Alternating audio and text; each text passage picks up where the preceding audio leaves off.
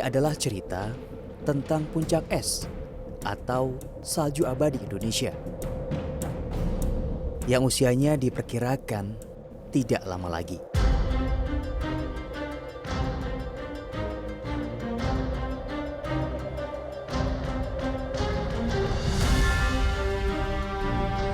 Desember 2022 saya kembali ke tempat ini, Heliport Aing Bugin di kota Tembagapura, Papua. Setelah bertahun-tahun saya berkesempatan melihat kembali puncak es atau salju abadi Indonesia. Tetapi mungkin ini untuk yang terakhir kalinya.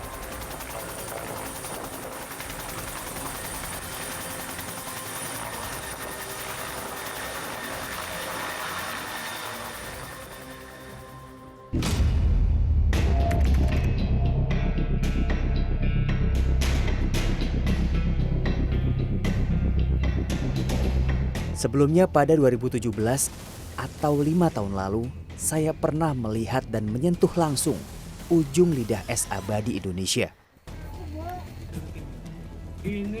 Kondisinya kala itu sudah sangat menyedihkan. Terdapat rongga di setiap sisi es. Sebagian bahkan terlihat sangat dangkal. Beberapa sudut es memperlihatkan indikasi peluruhannya. Tidak hanya luasnya yang terus menyusut, tetesan air di setiap tepi juga seolah tidak berakhir. Pertanda es abadi Indonesia terus mencair.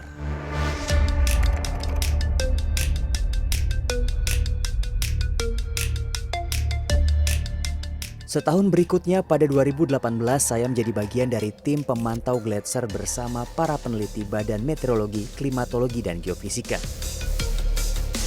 Tujuan tim peneliti BMKG kala itu adalah menghitung sisa luas dan kedalaman puncak es agar dapat diketahui kecepatan pelelehannya dan sisa usianya. Kala itu tim memantau dari udara. Hasilnya seperti yang diperkirakan. Usia puncak es abadi Indonesia diperhitungkan tidak lama lagi. Hanya sekitar 7 sampai 8 tahun lagi setelah 2018, salju atau es abadi Indonesia akan punah. Kalau kita lihat tadi memang secara visual perubahannya sangat besar. Tapi memang kita belum punya data pastinya berapa penurunan untuk tahun 2016 sampai 2018 ini. Sampai tahun 2016 sekitar 10 meter kalau dibanding dengan tahun 2010. Kemudian dari kita melakukan perhitungan regresi namanya ya, itu dengan data model perakiraan suhu itu paling tidak ya maksimal kemungkinan tahun 2025 akan habis.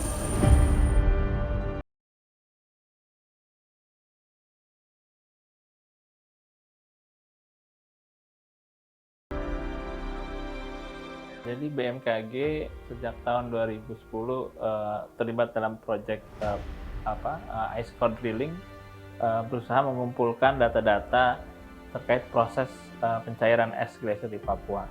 Pertama kita mengumpulkan data-data dari literatur review berbagai studi sebelumnya. Kita memiliki gambar dari tahun 1932, tahun 1976. Kemudian sejak 2010 kita juga melakukan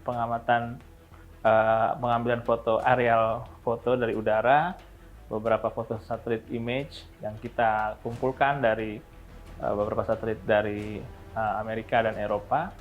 Dan dari situ kita bisa melihat pengurangan dari luasan es yang cukup signifikan setidaknya sejak tahun 2010. Selain itu kita juga memiliki data stake ya, pengukuran tiang yang kita pasang saat drilling ice di tahun 2010. Nah, dari tahun ke tahun kita mengukur berapa tebal es yang berkurang. Berdasarkan peta Kincade 2007, penyusutan es di Puncak Jaya terekam sejak era revolusi industri. Dalam peta ini, pada 1972, es di Puncak Jaya masih luas, ditandai dengan warna biru tua. Volume es terus menyusut hingga saat perekaman pada 2007, es tersisa hanya pada area berwarna putih. Kondisinya semakin parah sejak itu. Dari foto satelit Sentinel Hub, data ketebalan dan luas puncak es Indonesia ini diperhitungkan menyusut signifikan. Setiap tahun, luas dan ketebalan es yang meleleh atau hilang setara dengan luas 10 kali lapangan sepak bola Amerika. Inilah jejak dokumentasi visual puncak es atau salju abadi Indonesia yang direkam sejak 1930-an. Penyusutan es terjadi sangat cepat setiap tahun.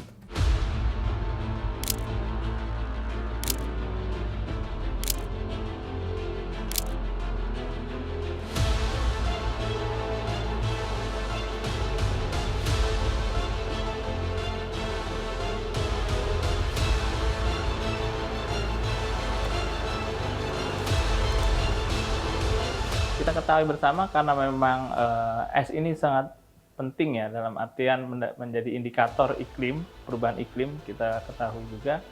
Dan memang saat ini mengalami pengurangan yang cukup signifikan sehingga perlu bagi kita BMKG setidaknya melakukan dokumentasi.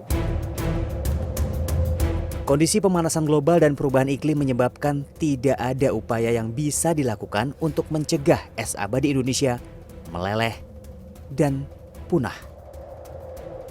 Sampai saat ini, upaya terbaik yang bisa dilakukan adalah mengawal sisa usia es abadi Indonesia dan mendokumentasikan kepunahannya. Alasan inilah yang mendorong tim peneliti BMKG kembali melakukan pemantauan puncak es abadi Indonesia. 5 Desember 2022, tim bertolak dari Jakarta ke Timika, Papua. Saya mendapatkan kehormatan menjadi bagian dari tim ini mewakili CNN Indonesia. Agenda pemantauan tahun ini juga didukung oleh PT Freeport Indonesia. Dari Bandara Moses Kilangin Timika, tim monitoring puncak es Indonesia melanjutkan perjalanan dengan bus lapis baja menuju Mil 68 atau Highland, Kota Tembagapura.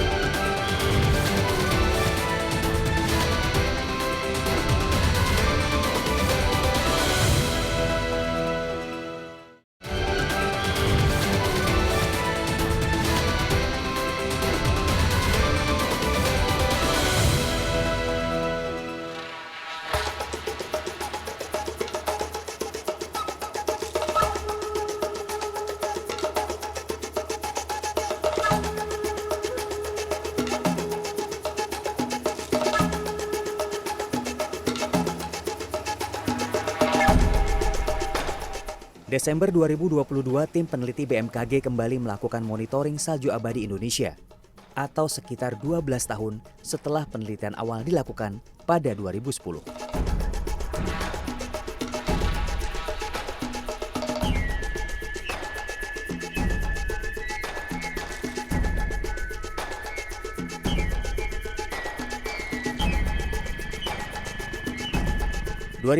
menjadi titik awal penelitian mendalam puncak es abadi Indonesia. Peneliti klimatologi BMKG, Donaldi Permana, bersama Profesor Lonnie Thompson dari Ohio University Amerika Serikat melakukan penelitian perdana di puncak es Indonesia. Selama 2 pekan, tim mengebor es di puncak Sumantri, Jayawijaya untuk mendapatkan ice core atau inti es. Ketika itu, kedalaman atau ketebalan es di puncak Jaya didapati mencapai 32 meter. Inti es tersebut kemudian dipotong-potong dan dibawa ke Ohio University untuk disimpan dan diteliti bersama inti es dari negara tropis lainnya.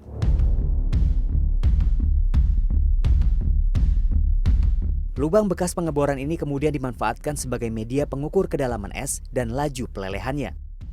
Pada lubang ini dipasang paralon PVC masing-masing sepanjang 2 meter. Disambung dengan tambang sampai dasar es sebanyak 16 batang paralon. Paralon inilah yang akan menjadi indikator pengukuran sisa ketebalan es di puncak salju abadi ini. Sejak itu, setiap tahun, kedalaman es yang diukur dengan metode ini terus menyusut. Penyusutan paling signifikan terjadi antara 2015 hingga 2016 karena faktor El Nino. Setelah 12 tahun, kedalaman es berkurang 20 meter, seolah bergegas punah. Tidak hanya karena pengaruh El Nino dan La Nina di Indonesia, kondisi ini diperparah dengan semakin tingginya titik beku atau 0 derajat pada atmosfer, sehingga potensi pembentukan hujan salju pembentuk es di puncak es abadi semakin sulit terjadi.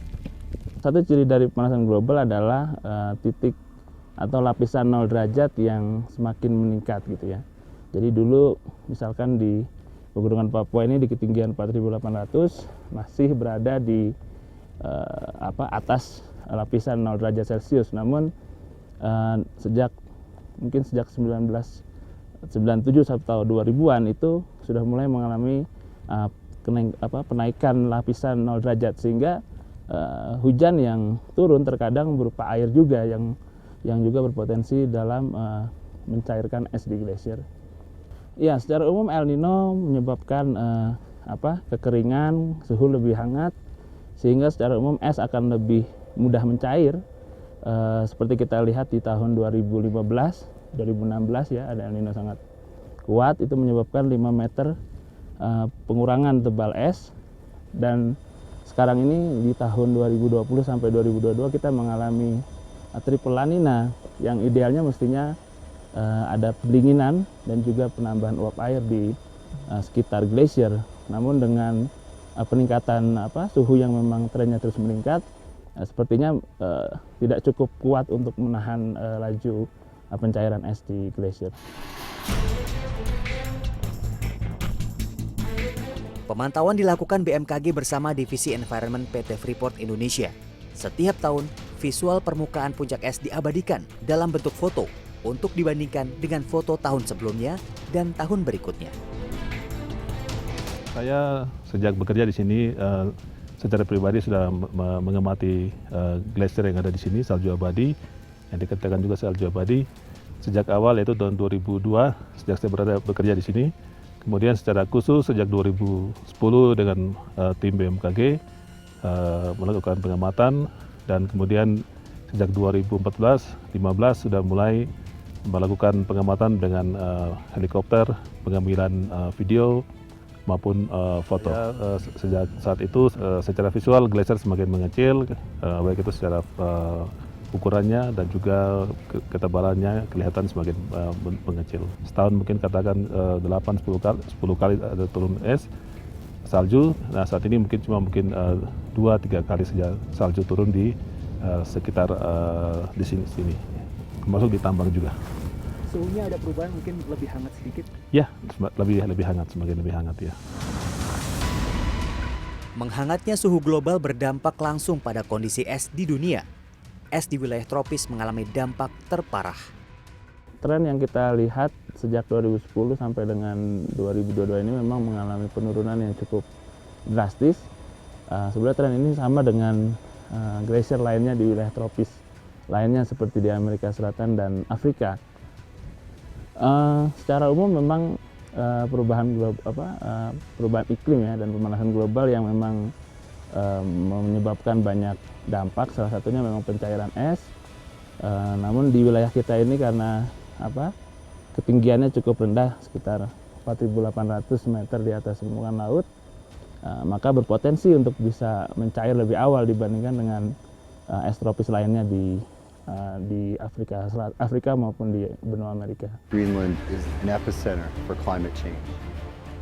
Melelehnya es di wilayah tropis membawa dampak berbeda di setiap lokasi.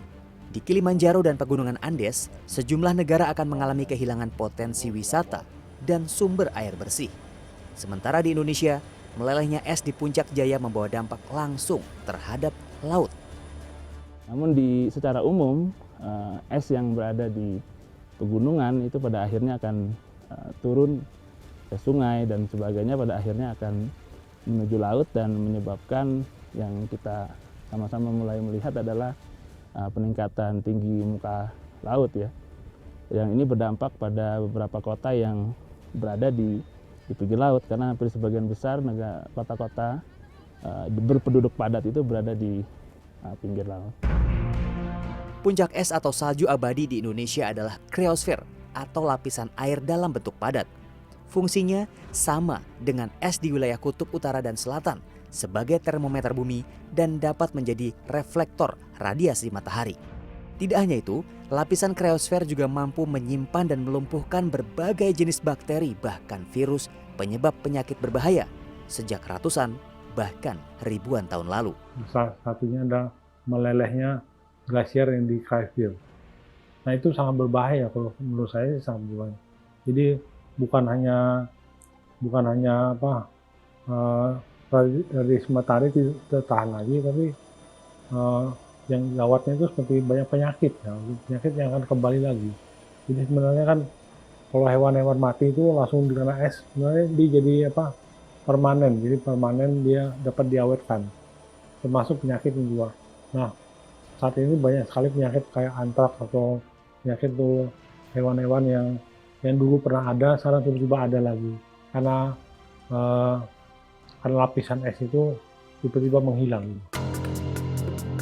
Metode untuk melakukan pemantauan sisa salju abadi sudah sangat terbatas. Apalagi es di puncak salju abadi semakin tipis dan area tutupan esnya semakin sempit. Pendaratan heli di atas lapisan es sangat berisiko terhadap keselamatan tim dan dapat berpotensi mengikis lapisan es. Sementara pendakian memiliki risiko merusak permukaan es di puncak salju abadi. Hanya ada satu pilihan untuk melakukan monitoring, yaitu terbang melintasi permukaan es.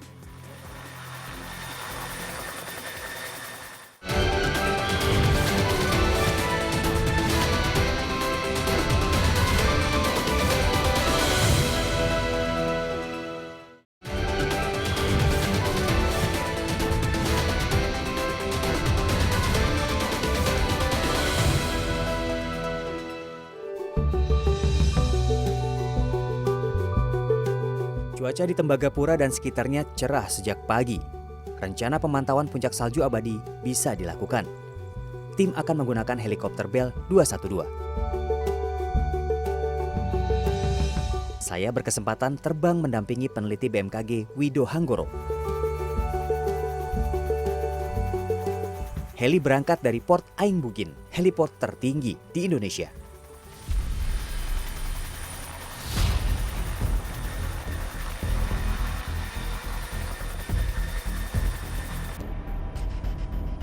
Heli terbang pada sekitar pukul 6.30 pagi.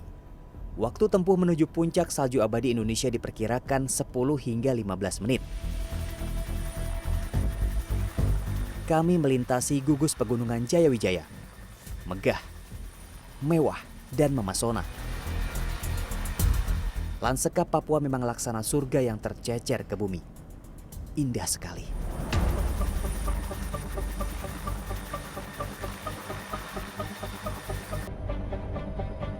Pilot memberi instruksi. Bersiap, puncak salju di depan kami. Saya tak menyangka akan kembali mendapatkan kesempatan ini. Melihat salju abadi Indonesia sekali lagi, meski kondisinya semakin menyayat hati. Sayangnya untuk memantau sisa stek di permukaan es pun sulit dilakukan. Ya, memang tujuan awal kita kan ada dua ya Mas ya. Yang pertama adalah stake-nya itu sendiri, dan yang kedua kita lihat secara visual. Tapi sayang sekali tadi kita nggak bisa melihat stake-nya, padahal itu adalah data yang sangat penting. Kalau kita lihat, itu penurunan saljunya atau retreat dari salju itu sangat masif Mas. Dari pengamatan kita yang visual 2014, itu luasan itu sekitar 0,46 square kilometer. Sekarang diperkirakan dari data April 2022 dari satelit Sentinel itu sekitar setengahnya gitu. Itu sekitar 0,23.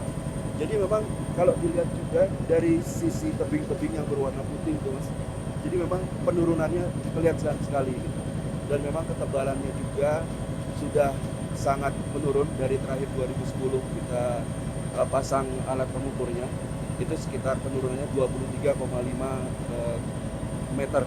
Jadi memang menurut prediksi sebelum 2026, mohon maaf, salju ini akan diprediksi akan hilang. Jadi memang kita tidak punya lagi yang namanya salju abadi. Flyover di atas puncak salju abadi pada hari ini harus disudahi karena kabut mulai datang mereduksi jarak pandang. Pemantauan akan dilanjutkan esok hari. Nah, kalau kita sudah melakukan trip tadi dengan heli flyover satu kali untuk mengamati glacier dan kondisinya sudah kita lihat dengan mata kita sendiri, dengan kamera juga. Apa perbedaannya dengan tahun 2018 atau pengamatan sebelumnya nih, Mas? Ya, kalau dari pengamatan sebelumnya atau yang terakhir 2018 yang kita visual juga, itu terlihat bahwa ada bagian dari 3 es tersebut itu masih ada yang menyatu esnya. Tapi sekarang itu sudah benar-benar terpisah. Jadi memang terlihat bahwa penurunannya itu sampai segitu besarnya, sudah sampai memisah kesatuan dari es yang 3 bagian tersebut gitu, Mas Yogi. Jadi sudah sangat drastis nih, Mas. Drastis, betul. Apa faktor penyebabnya kira-kira? Iya, jadi minimal ada 2 faktor. Yang pertama suhu, yang kedua adalah curah hujan. Jadi kalau dari curah hujan, dia melelehkan es yang dari atas karena dia lebih hangat ya kalau curah hujan itu. Yang kedua adalah suhunya. Jadi ketika ada sinar matahari, kemudian ada bagian batu-batu yang terekspos gitu, itu akan lebih hangat dibanding es. Makanya itu akan mempercepat lelehan dari si es. Jadi ada 2 hal, Mas. Dari atas juga leleh, dari bawah pun leleh.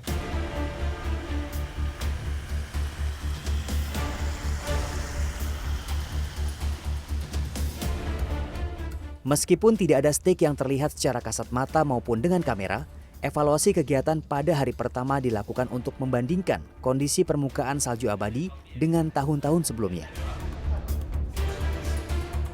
Yang terbaik mungkin ini dari tadi hasil flyovernya. Cuman kelihatan 1 stake gitu, tapi itu tidak. Iya, betul. Tapi kemungkinannya stake ini yang nggak kelihatan ini dari 2021 ada satu yang tegak, itu memang sudah jatuh. 1 stake aja atau gimana? Kita kan hampir 2 tahun nih dibandingin 2021, Mas. Ya, memang kan ini kan sekarang Desember 2022, jadi sekitar hampir 2 tahun lah ya. Kalau kita mengacu pada rate dari 2016 ke 2021 itu kan sekitar 2 meter per tahun ya. Jadi kalau memang rate itu sama dengan artinya tidak ada perubahan, ya kemungkinan stake yang tadi berdiri di 2021 itu sudah jatuh, kemudian terekspos lagi 1 stake yang 2 meter dan itu sudah jatuh lagi. Ya, jadi di gambar ini ada 2 ya, yang atas itu yang diambil saat flyover bulan Februari 2021. Nah, yang bawah ini yang baru kita ambil fotonya hari ini ya. Nah, jadi di tahun 2021 kita bisa mengasumsikan sudah hilang sekitar 22 meter ya dari 32 meter yang kita ukur di tahun 2010. Pada hari kedua, monitoring kembali dilakukan dengan metode dan helikopter yang sama. Tim tetap mengalami kesulitan melihat stake yang terekspos di permukaan es puncak Sumantri. Kemungkinan terburuk, hampir seluruh stake sudah jatuh dan tidak banyak lagi lapisan es yang tersisa. Termasuk saat heli terbang sedikit menjauh ke sekitar Kartens, sisa lapisan es di puncak ini pun terlihat sudah susah payah bertahan. Di tepi permukaan es bahkan terbentuk danau kecil.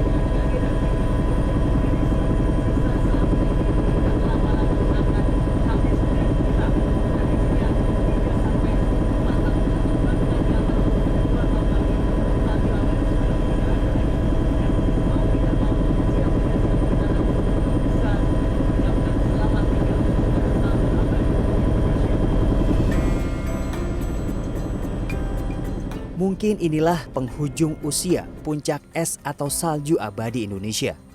Dan jika saat ini menjadi yang terakhir kali saya dan tim bisa melihatnya, menjadi sebuah kehormatan dan kebanggaan bisa berada di sini, menjadi saksi dan mengantarkan kepunahannya.